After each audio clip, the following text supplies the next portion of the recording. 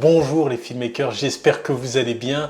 En ce moment, j'ai pas mal d'énergie et j'ai envie de vous partager une nouvelle astuce. Et ça tombe bien, aujourd'hui, on est jeudi.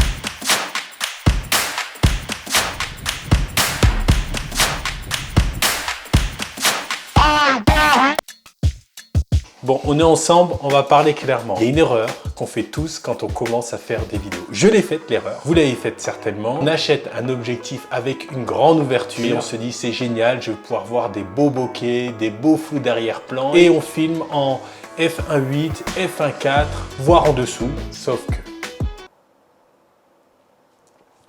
que à ces ouvertures, réussir à faire une mise au point est très difficile, voire extrêmement difficile. Alors, réussir à faire une mise au point en manuel est extrêmement difficile. Mais en plus de ça, vous allez rencontrer d'autres problèmes et je vous en parle tout de suite.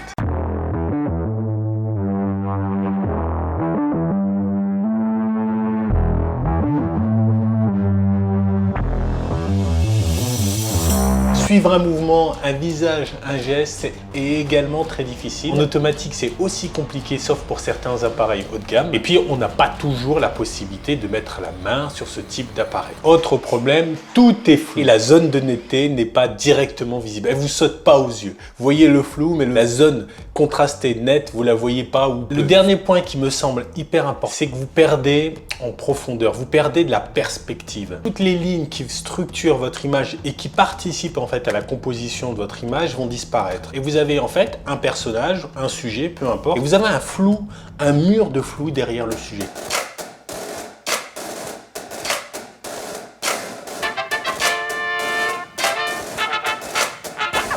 Je sais, vous avez envie de garder des flous d'arrière-plan, vous avez envie d'avoir des bokeh.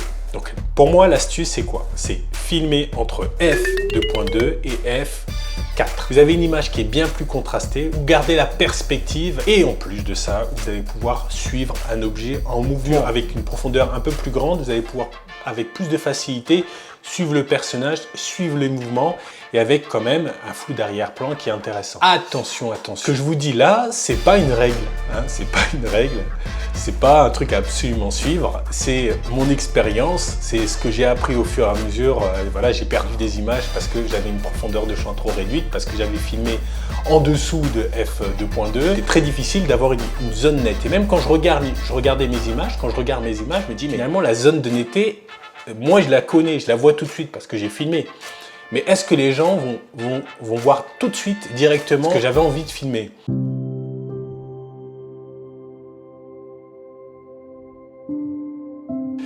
Le plus important, c'est faire des choix.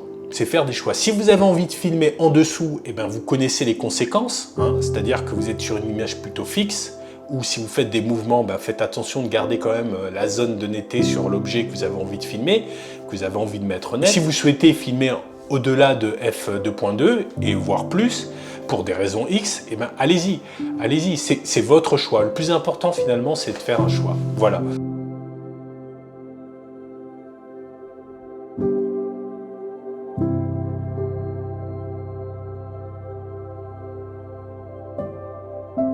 Voilà, c'est tout. Si tu as apprécié la vidéo, n'hésite pas à cliquer sur le bouton j'aime, à laisser un commentaire. Et si tu n'es pas abonné, abonne-toi. Ça m'aide, ça aide la chaîne, ça me motive. J'apprécie énormément. Je suis Christophe Fibou, vous êtes sur ma chaîne Chris Filmmaker et je vous dis à très bientôt pour une prochaine vidéo. Allez, ciao! Là, en ce moment, je filme avec le Panasonic Leica et je suis en 3.5. Hein, je ne suis pas en 1.5 ou en 1.8 ou 1.4. Là, je suis en 3.5. F3.5. Ça va.